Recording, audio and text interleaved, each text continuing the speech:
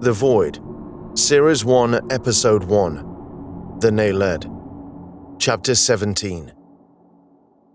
Sanjeev Varma strode along the corridor towards the commander's quarters. He was feeling restless, as he often did after an intense day, and found himself unable to sleep.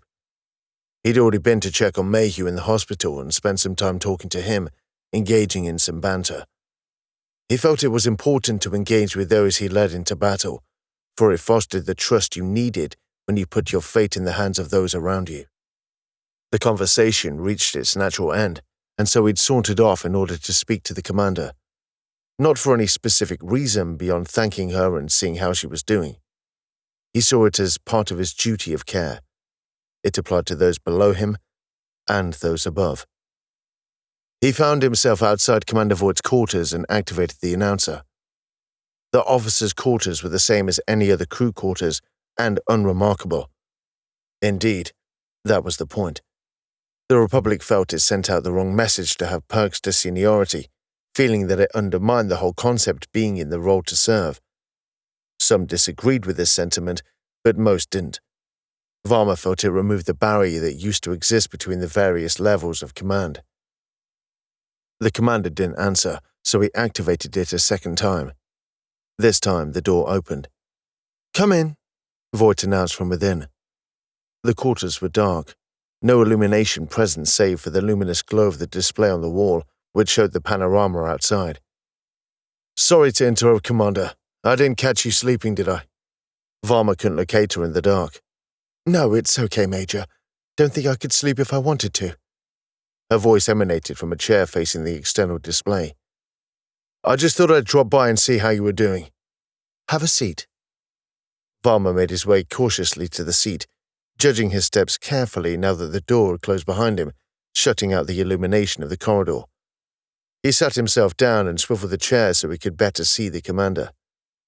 As he did so, he could see her face, bathed in the luminosity of the screen, and he could see she'd been crying, though she had attempted to wipe them away. "Oh, I'm sorry, Commander," Varma apologized. "I can come back later." "It's okay, Major. It's not the first time I've been weepy after combat," Voight explained. "As you can see, I'm not feeling all that great at the moment." "It's been a difficult day." "You could say that." "Do you want to talk about it?" "I wouldn't want to burden you with my guilt." "You saved our lives today. I think it would be remiss of me not to offer you some support now." Voight smiled weakly. "Hey, I don't just bark orders all day." Varma smiled back. "Well, I do, but I do other things as well." "I appreciate the gesture, Major." "Call me Sanjeev. We're off duty now. No need for the formality." "Only if you call me Ellen." "Deal." Varma scanned the area and could see a discarded book on the table in front of him. Not a medipad or any other form of electronic media, but an actual book, paper-bound together in a narrative. He hadn't seen a real book for years. Then he saw the bottle. "Hello, what's this?" He picked up the bottle and started to scrutinize it, trying to make out the label by the light of the screen. "Oh, the captain sent that to me." "He didn't send me a bottle," Varma replied in mock disappointment. "I think it was a form of apology, in a way." "How so?" "He expressed a few doubts because of my age, felt I wasn't experienced enough," Voight elaborated. "I think that was his way of saying that he was wrong." "Hey, this is good stuff." "It is?" "He must have been very sorry," Varma jibed. "This costs a fortune on Triskel." "I don't know much about whiskey." "I don't, really, but I know this stuff is pricey," Varma added. "It's the sort of thing the soldiers order us around where they lose a bet. Mind if I try a bit?" "Go ahead." Varma grabbed the bottle and stood up, moving to where the kitchen was located. He activated a low-level light and started searching for the glasses. "In there," Voight indicated. "Are you having one?" "I don't think alcohol is a good idea for me at the moment." "I don't like to drink alone," Varma cajoled. "Okay then, just a small one." Varma grabbed 2 small glasses and poured a couple of measures and returned to his seat, offering Voight one of them. "Oh, that's good," Varma expressed, taking a sip. Voight choked as she sipped on hers. That's strong, Voight quipped. It is, but it's smooth as well, Varma replied. It's like drinking the embers of a fire on a cold night, just as it's about to be extinguished. I didn't know you could be so lyrical. I'll have you know soldiers write some of the best poetry. Voight took another sip of her drink. This time she was prepared and didn't choke. It is smooth, she agreed. So, you've been feeling guilty? Yeah. I've had time to process what happened now, and I can't help but feel guilt. I know we didn't have much choice, but the Naled are intelligent, sapient creatures, and I killed an awful lot of them. I can't help but feel bad about that. But as you say, they didn't give much of a choice. We had to defend ourselves. I just wish they'd listened to reason. I think they were beyond that. Can you blame them? With what Driscoll did to them, no, not really, Varma concurred. I can't imagine we'd react any differently if the roles had been reversed. I just loathe the fact that I've been forced to kill because of the actions of Driscoll, Voight expressed.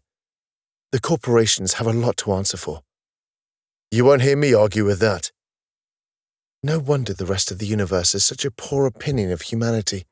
Look at what we do when we think no one's looking, Voight continued. We do our best to try and change that, to try and make life better for humans and Xenos, but it seems like a fruitless task. Well, we took on the task, not because it was easy, but because it needed to be done, Varma theorized. We do this because we think we can make a difference. It doesn't feel like I'm achieving much at the moment. It was a bad day. There'll be better ones. Still doesn't make me feel any less of a mass murderer. What you did out of defense, not aggression, Varma countered. Intent makes all the difference. I keep telling myself that, but when we were being assaulted, I just reacted. There wasn't any moralizing or internal debate, just a reaction. I've been in firefights before. I know what they're like. They're messy and chaotic, and half the time you have no idea what's going on. You just tell yourself you did what you could under trying circumstances and have to live with that. But this was the first time I've killed so many sapient beings. Defensive intent or not, it's still a massacre. There was a pause as Varma considered his next words. A soldier's biggest burden is retaining their humanity in the face of extremity, Varma explained. What I saw down there was a woman who tried her best to avoid violence. It didn't work, though, did it? The outcome isn't the point. The point is, you tried, Varma indicated. Some people may say that this is how we deal with conflict that defines who we are. But I think it's how we try to avoid it that defines us. I hope you're right. I know I am, Varma smiled confidently. I'm sorry to dump all these doubts and recriminations on you, Sanjeev. It's no problem. It's good to talk these things out. Even if it doesn't resolve anything, it's good to just get it out, Varma stated. Besides, you saved my life, and those are my boys and girls today.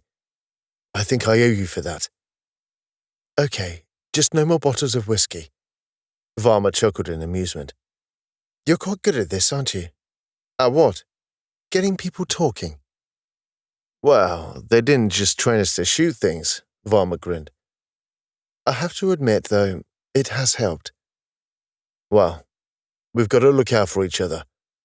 I'm glad to have been some assistance, Varma announced, polishing off the last of his whiskey. But I'm sure I've taken up enough of your time. Thank you for stopping by. It's no problem, Sanjeev answered, before standing up to move toward the door. Voight stood up as well to show her guest out, turning on the light so he could find the way. It's been good to talk with you, Sanjeev. It's been a pleasure, Ellen. With that, Varma left, leaving Voight to return her quarters to its previous darkness and returning to her seat. She sat there gazing at the display, marveling at the majesty of the void. Melancholy still gripped her, but it did feel alleviated a little. She had to admire the way in which Major Varma got it to open up, so casual and so subtle. No doubt he had done that many times before, but this spoke volumes of how he cared for those around him. Despite this, she still felt for those she had slaughtered that day, and couldn't help but shed another tear.